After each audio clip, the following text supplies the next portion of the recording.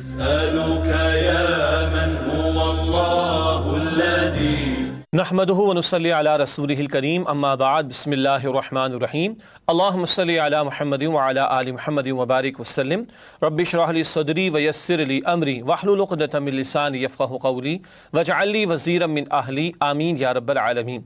ناظرین کرام السلام علیکم ورحمۃ اللہ وبرکاتہ۔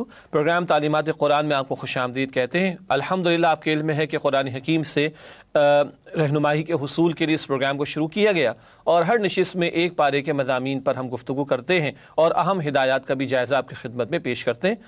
اللہ تعالیٰ سے دعا ہے کہ اللہ تعالیٰ ہم سب کو قرآن حکیم سے مزید مضبوطی عطا فرمائے اور اس کے تقاضوں پر عمل کی توفیق عطا فرمائے۔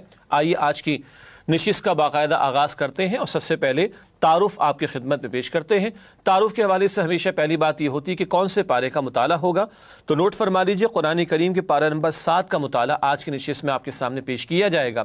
پھر یہ 7واں پارہ سورۃ المائدہ رکوع نمبر 12 تا سورۃ الانعام رکوع نمبر 13 تک مشتمل ہے، یعنی اس صورت میں اس پارے میں سورہ مائدہ کی تکمیل بھی ہوگی اور سورۃ الانعام کا آغاز بھی ہوگا انشاءاللہ تعالی، اور جو آیات اس پارے میں شامل ہیں آئیے اس کا بھی ذکر آپ کے سامنے کرتے ہیں۔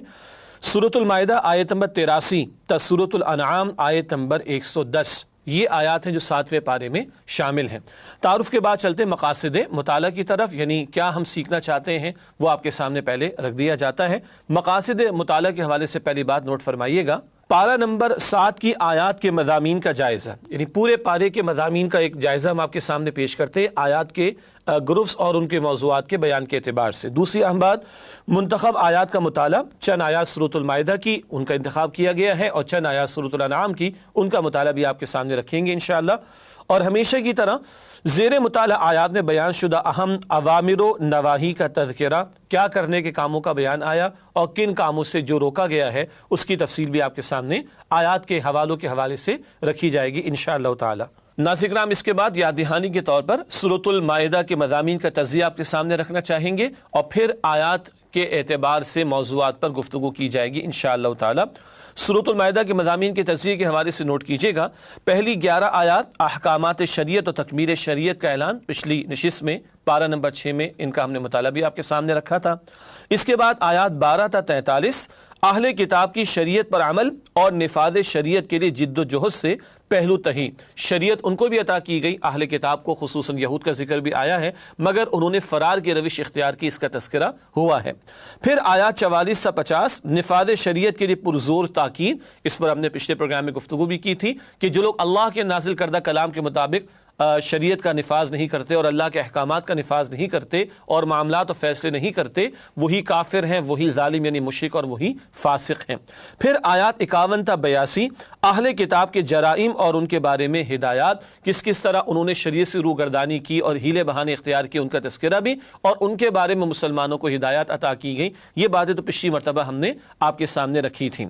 اس کے بعد وہ آیات جو 7ویں پارے میں شامل ہیں اس کے حوالے سے ذکر ہے کہ آیات 83 تا 108 احکامات شریعت، مسلمانوں کے لیے شریعت کے احکامات سورۃ المائدہ کے شروع میں بھی عطا ہوئے اور آخر میں بھی عطا ہوئے، ان کا ذکر آج کی نشست میں کچھ حوالوں سے ہمارے اور آپ کے سامنے آئے گا۔ پھر آیات 109 تا 120 ایمان بالرسالت، روز قیامت عیسیٰ علیہ السلام کا ایک مکالمہ ہوگا اللہ سبحانہ و تعالیٰ سے، اس کا تذکرہ اللہ سبحانہ و تعالیٰ نے آخری آیات میں عطا فرمایا ہے۔ ناظرین کرام اس کے بعد چلتے ہیں 7ویں پارے کی ان آیات کی طرف کہ جو سورۃ المائدہ کی آیات 7ویں پارے میں داخل ہیں اور ان کے مضامین کا تجزیہ آپ کے سامنے رکھنا چاہیں گے تاکہ پارے کے موضوعات اور اس کا اوور ویو ہمارے اور آپ کے سامنے آ سکے۔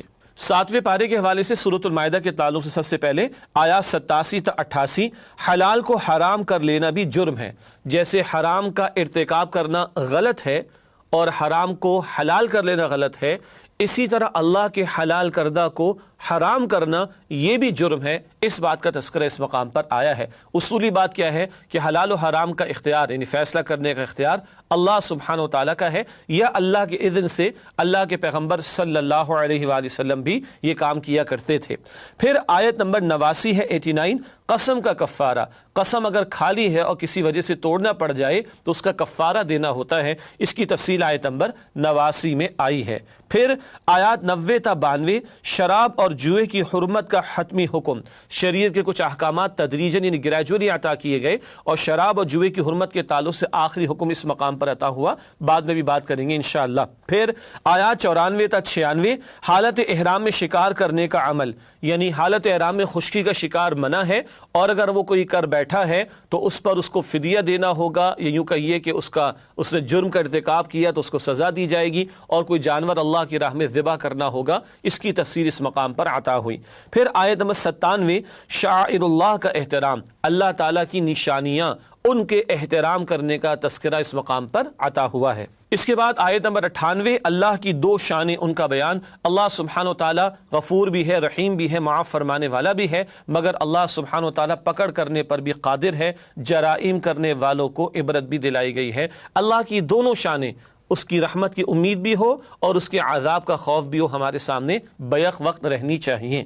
پھر آیت نمبر 99 رسول کے ذمے پیغام پہنچانا ہے، منوانا نہیں۔ تمام پیغمبروں کے تعلق سے بار بار قرآن ذکر کرتا ہے، یہاں رسول اللہ علیہ الصلوۃ والسلام کے تعلق سے بھی بیان ہوا، پیغمبر کا کام پہنچانا ہے، منوانا نہیں۔ تو داعیان دین، وہ لوگ جو دین کی دعوت کا کام کر رہے ہیں، انہیں بھی یاد رہے پیغام پہنچانا ہے، سمجھانا ہے، دعوت دینی ہے، تبلیغ دینی ہے۔ لوگ نہیں مانتے تو لوگوں کا اپنا چوائس یا اختیار ہے، ہمارا کام بھی پہنچانا ہے، منوانا نہیں ہے۔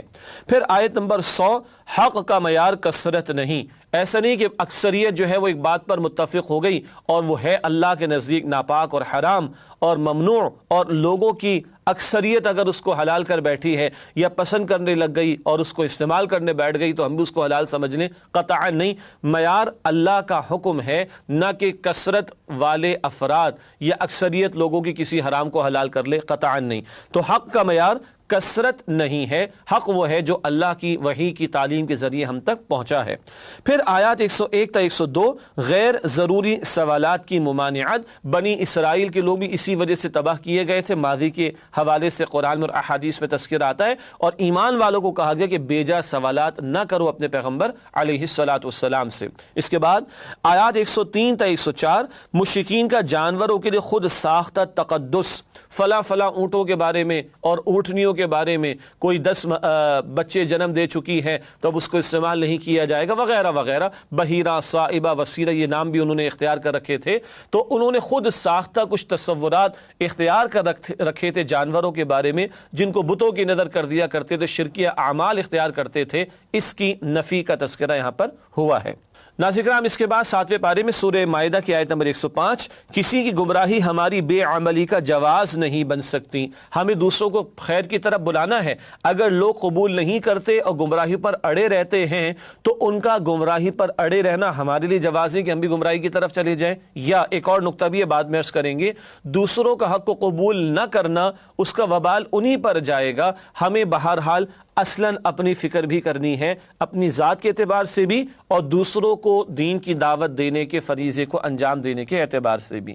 اس کے بعد سورۃ المائدہ میں آیات 106 تا 108 وصیت پر گواہی کیسے دی جائے، ایک طویل آیت، اور اس کے بعد مزید 2 آیات میں ذکر آیا، حالت سفر میں کوئی ہو یا اپنے گھر میں ہو اور وصیت کا موقع آ جائے تو گواہ بنانے کی تلقین کی گئی ہے، اور مزید احکامات بھی اس مقام پر عطا ہوئے۔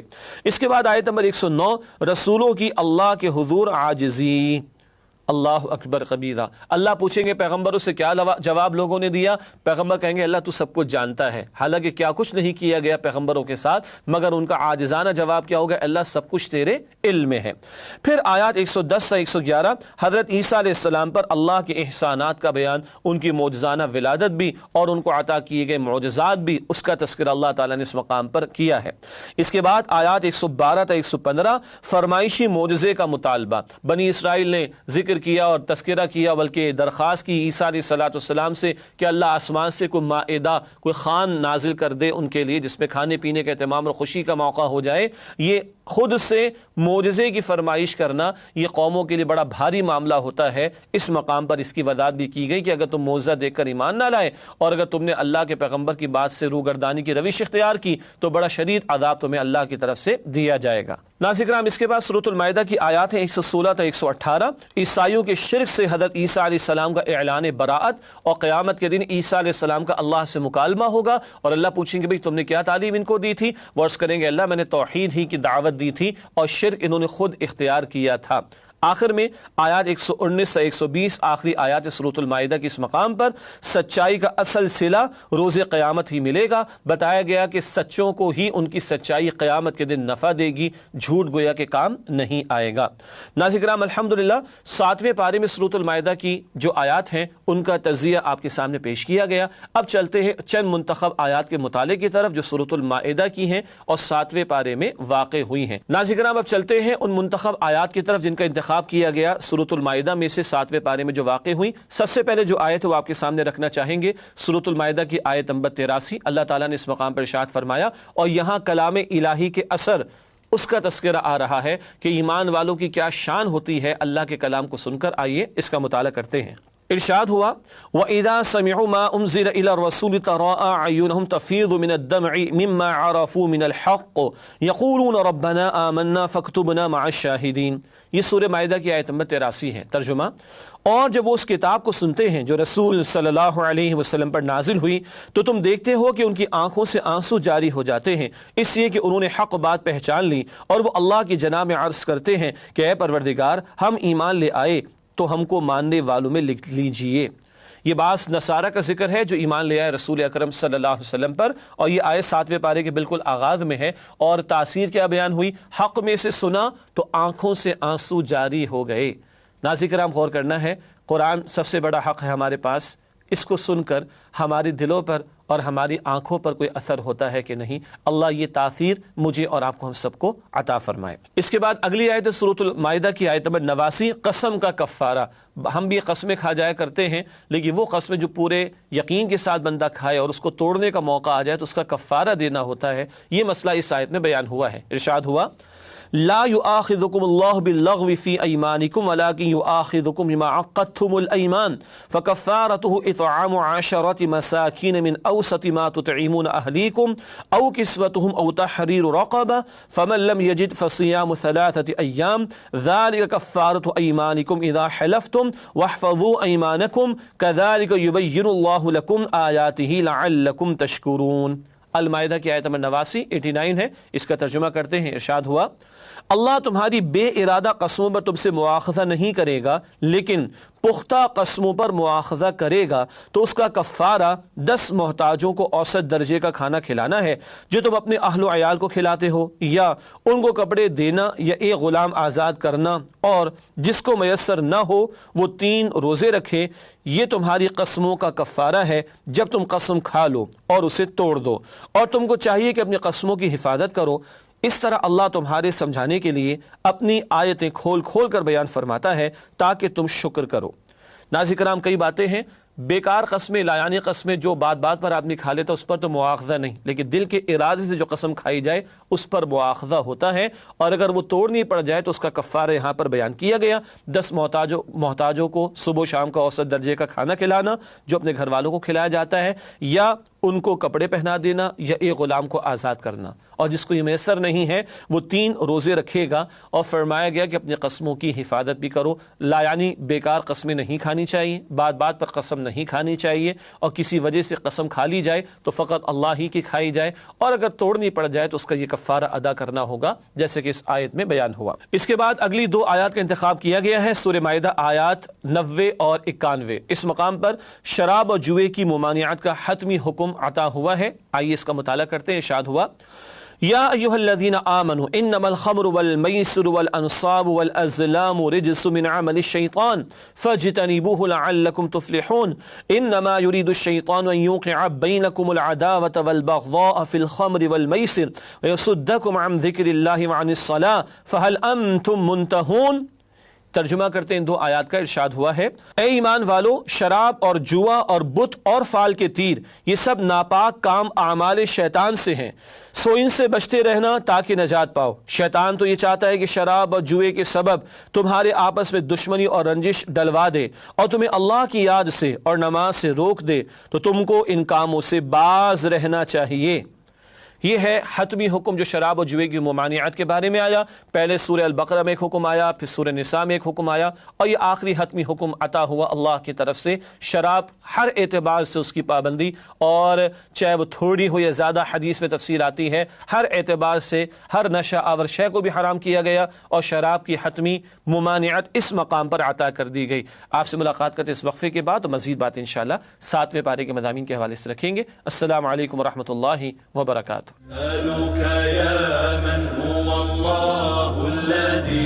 السلام علیکم ورحمۃ اللہ وبرکاتہ۔ ناظرین کرام، آپ کو پروگرام تعلیمات قرآن میں خوش آمدید کہتے ہیں۔ اب سورۃ الانعام کا آغاز ہوا چاہتا ہے، مگر اس سے پہلے آپ کے علم میں ہے کہ ایک سورت کی تکمیل اور دوسری سورت کے آغاز سے قبل دونوں سورتوں کا ربط بھی آپ کے سامنے پیش کرتے ہیں۔ مختصراً 2 باتیں ہیں ربط سورت کے حوالے سے۔ سورۃ المائدہ میں یہود و نصارہ کے باطل عقائد، نفاذ شریعت سے فرار اور ان پر اتمام حجت کا تذکرہ تھا۔ یہ 2 ٹوک بات آ گئی تھی اہل کتاب یعنی یہود و نصارہ کے حوالے سے المائدہ میں۔ سورۃ الانعام میں مشرکین مکہ کے شرکی عقائد اور ان پر اتمام حجت کا ذکر ہے۔ اب مشرکین مکہ تو مکہ مکرمہ میں تھے، ان کے برے عقائد، شرکی اعمال اور ان پر اتمام حجت یعنی 2 ٹوک کلام کا ذکر ہے۔ یہ بھی نوٹ کیجئے گا، المائدہ تک 4 صورتیں ہم نے مدنی مکمل کی، البقرہ، آل عمران، نساء اور مائدہ۔ اب سورۃ الانعام ایک طویل مکی صورت ہے، اس کا بیان شروع کرتے ہیں انشاءاللہ۔ آئیے سورۃ الانعام کے مضامین کا جائزہ آپ کے سامنے رکھتے ہیں۔ اس حوالے سے 3 باتیں پیش خدمت ہے۔ سب سے پہلی بات، تذکیر بآلاء اللہ، اعلیٰ اللہ کی نشانیوں کو کہتے ہیں، فبأي آلاء ربكما تكذبان، اور تذکیر کا مطلب یاد دہانی۔ سورۃ الانعام مکی صورت ہے اور اس کا ایک بہت اہم موضوع ہے تذکیر بآلاء اللہ، اللہ کی نعمتوں کے بیان کے ذریعے یاد دہانی، اسی سے شکر کا جذبہ بندے میں پیدا ہوتا ہے۔ نمبر 2، بنیادی ایمانیات۔ مکی صورتوں میں بنیادی موضوع ایمانیات کا ہوا کرتا ہے، توحید کا بیان، آخرت کا ذکر اور رسالت کا تذکرہ۔ یہ موضوعات اس صورت میں بھی ہمارے سامنے آئیں گے انشاءاللہ۔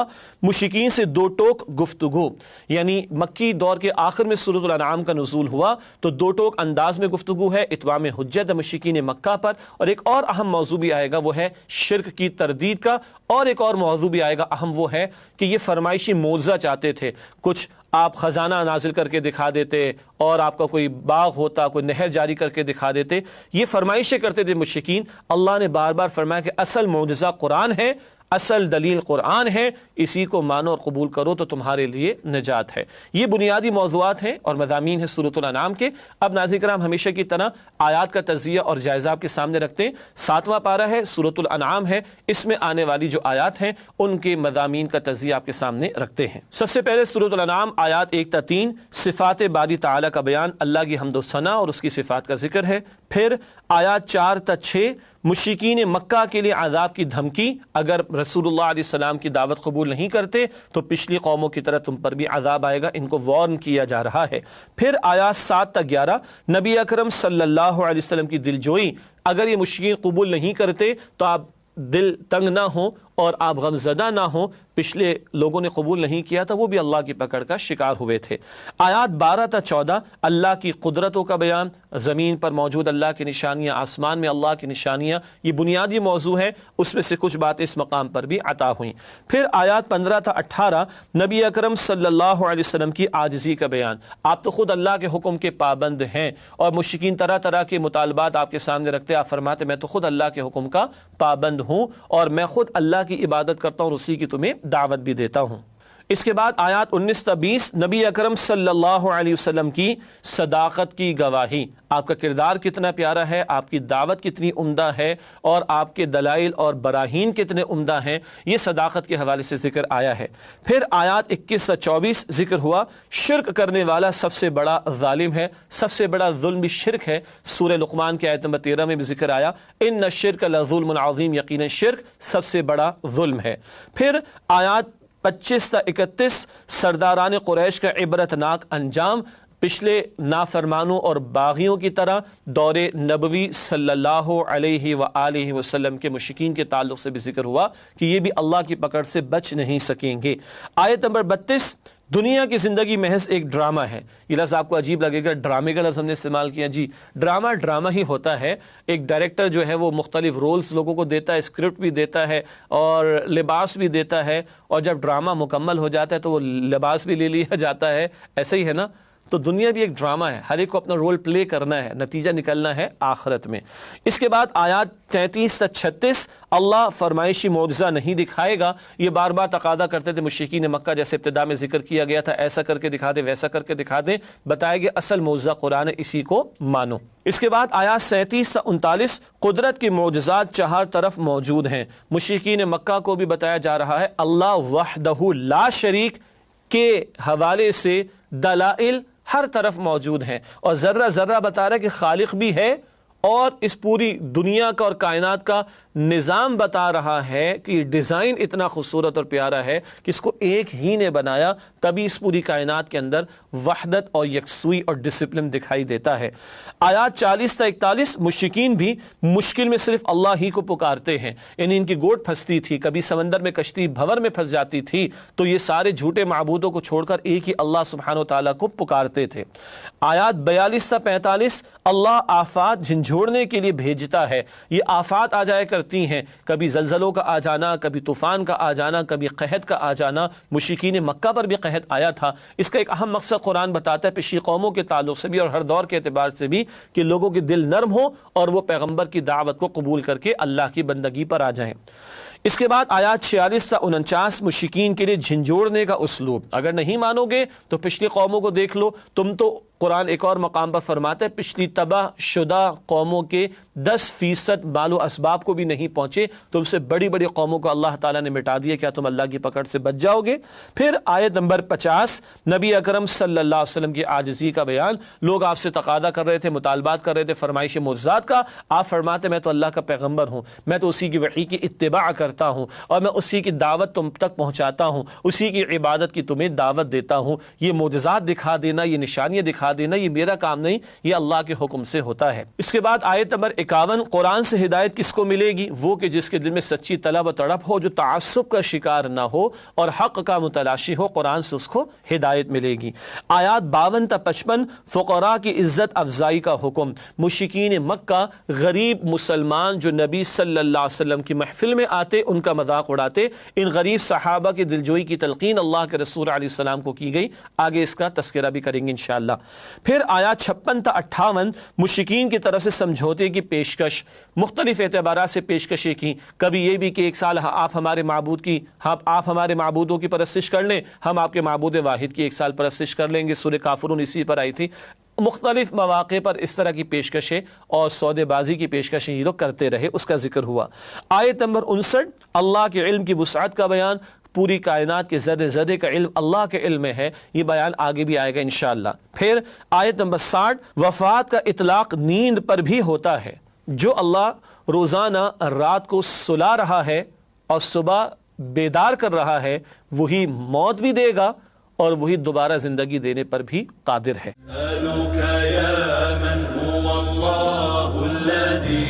آیات 61 تا 64 انسان سراپا اللہ کے اختیار میں ہے، تمہاری سماعت اگر اللہ لے لے، تمہاری بصارت اللہ لے لے، بتاؤ کون تمہیں یہ صلاحیت عطا فرمائے گا؟ تم کل کے کل اللہ کے اختیار میں ہو۔ آیات 65 تا 67 اللہ کے عذاب کی 3 صورتیں، اس پر بعد میں ہم بات بھی کریں گے، اوپر سے عذاب، نیچے سے عذاب، اور آپس میں تقسیم کر کے لڑا دینے کا عذاب، اللہ ہم سب کی حفاظت فرمائے۔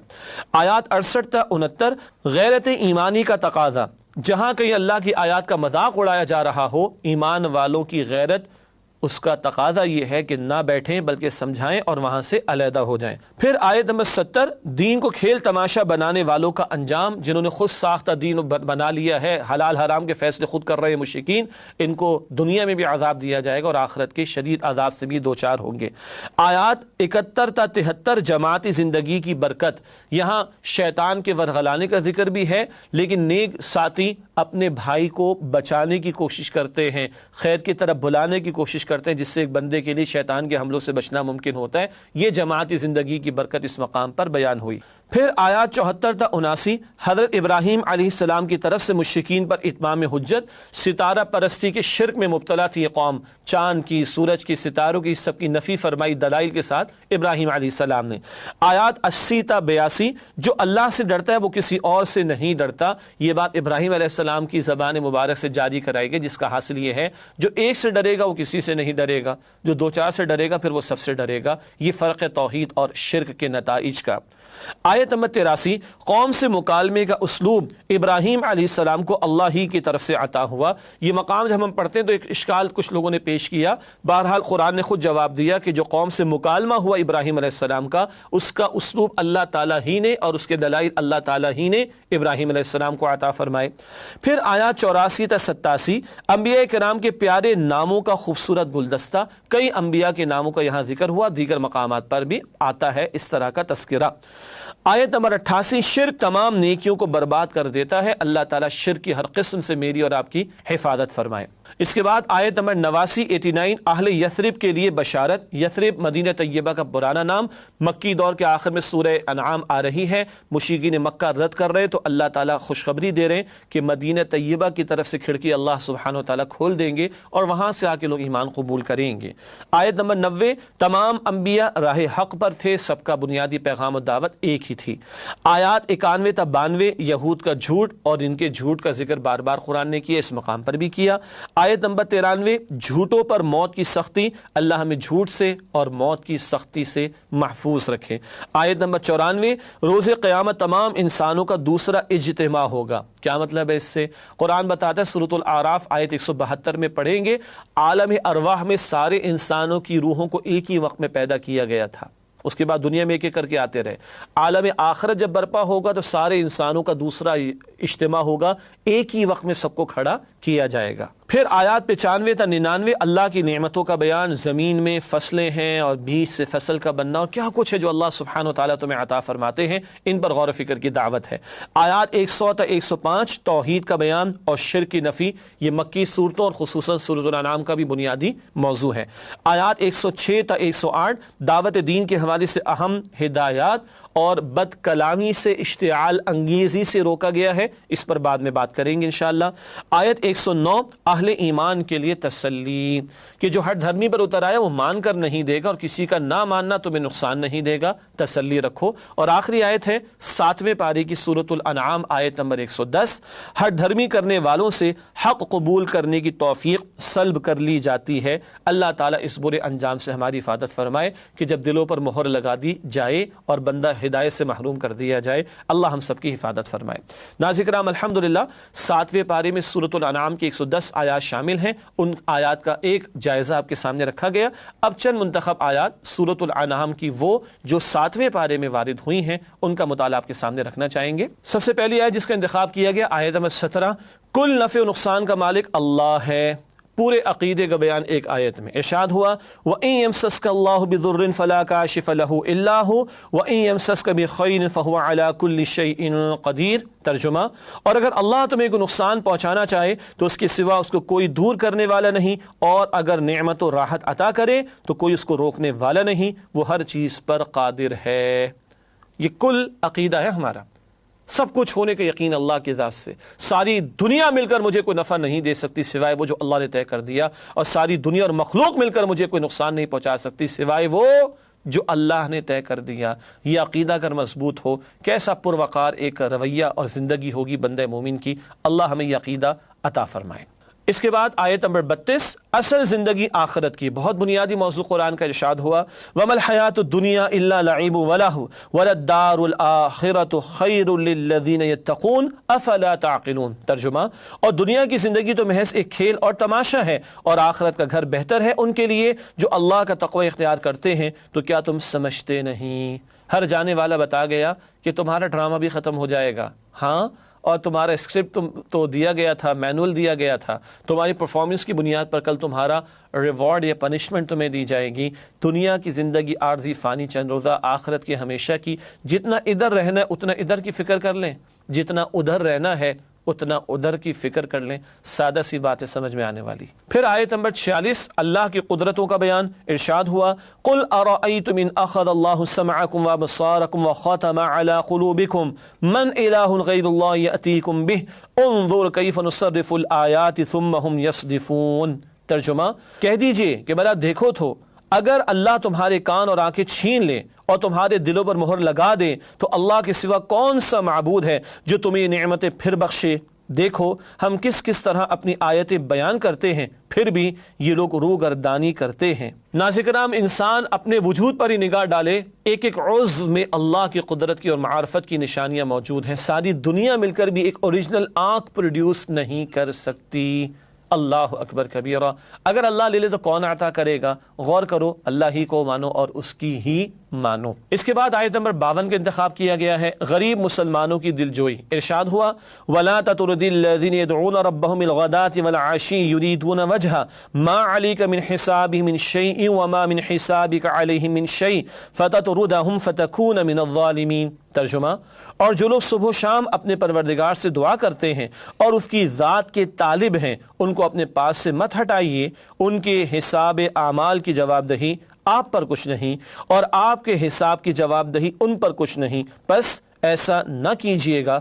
اگر بالفرض آپ انہیں نکالیں گے تو بے انصاف لوگوں میں سے ہو جائیں گے۔ اس آیت کے تعلق سے پہلے ذکر کیا گیا تھا کہ مشرکین مکہ سیدنا بلال رضی اللہ تعالیٰ عنہ، سیدنا خباب رضی اللہ تعالیٰ عنہ اور ان جیسے غریب مسلمانوں کا مذاق اڑاتے تھے اور کہتے تھے ان کو ہٹائیے، پھر ہم آپ کی محفل میں آئیں گے محمد صلی اللہ علیہ وآلہ وسلم۔ اللہ نے فرمایا کہ مشرکین کی بات کو چھوڑیے، ان اللہ کے نیک بندوں کی دلجوئی کیجیے جو صبح و شام اللہ کو پکارتے ہیں، اس کی رضا کے طلبگار ہیں۔ معیار کیا ہے؟ ایمان اور تقوی۔ ناظرین کرام، پروگرام کے آخر میں ہمیشہ کی طرح فرمان نبوی صلی اللہ علیہ وآلہ وسلم پیش خدمت ہے۔ ارشاد رسول، قرآن پڑھا کرو، بے شک وہ قیامت کے دن آئے گا اپنے پڑھنے والے کے لیے شفاعت کرنے والا بن کر۔ مسلم شریف کی روایت ہے۔ اللہ مجھے اور آپ کو باقاعدہ قرآن کی تلاوت کی توفیق عطا فرمائے۔ اگلے پروگرام میں پھر حاضر ہوں گے 8ویں پارے کے مضامین کے بیان کے ساتھ۔ تب تک کے لیے اجازت۔ وآخر دعوانا ان الحمد للہ رب العالمین، والسلام علیکم ورحمۃ اللہ وبرکاتہ۔ أسألك يا من هو